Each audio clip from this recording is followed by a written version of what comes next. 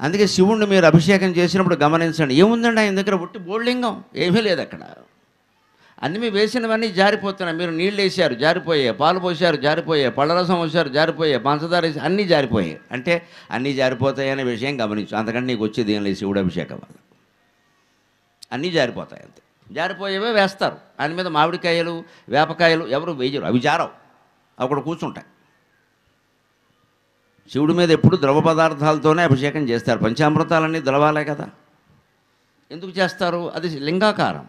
నీళ్లు పోసావు జారిపోయాయి, పాలు పోసావు జారిపోయింది, నెయ్యి పోసావు జారిపోయింది, తేనె పోసావు జారిపోయింది. పైగా గమనించండి, ముందు నీళ్లు పోస్తారు, తర్వాత పాలు పోసాక మళ్ళీ నీళ్లు పోస్తారు, తేనె పోసాక మళ్ళీ నీళ్లు పోస్తారు, నెయ్యి పోసాక మళ్ళీ నీళ్లు పోస్తారు, పెరుగు పోసాక మళ్ళీ నీళ్లు పోస్తారు. ఏం పోసినా మళ్ళీ నీళ్లు పోస్తారు. అంటే ముందు నీళ్ళే, ఆ నీళ్ళే శరీరం. శరీరం అనే బంధం ఏర్పడబట్టే నీకు ఇవన్నీ వచ్చాయి.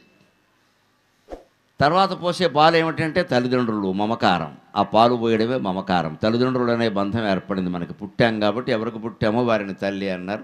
ఆ పుట్టకి బీజప్రాయమైన కారణమైన పెద్ద మనిషిని తండ్రి అన్నారు.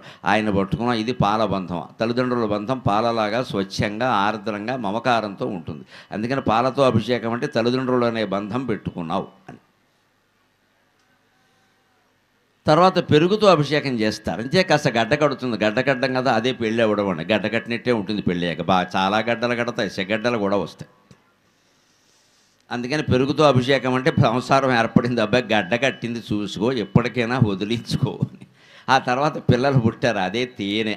పిల్లలంత స్వీట్నెస్ ఇంకెవరిలో ఉంటుందండి. 100 కోట్లు సంపాదించి అలిసిపోయి విమానాలన్నీ తిరిగి నిద్రాహారాలు లేకుండా వచ్చిన తండ్రి కూడా ఇంటి దగ్గర కొడుకునో కూతురునో చూసేసరికి మొత్తం శ్రమ మర్చిపోతున్నాడు. తేనె అంటే అదే, వీళ్ళ కోసమే కదా వీళ్ళ కోసమే కదా అంటూ.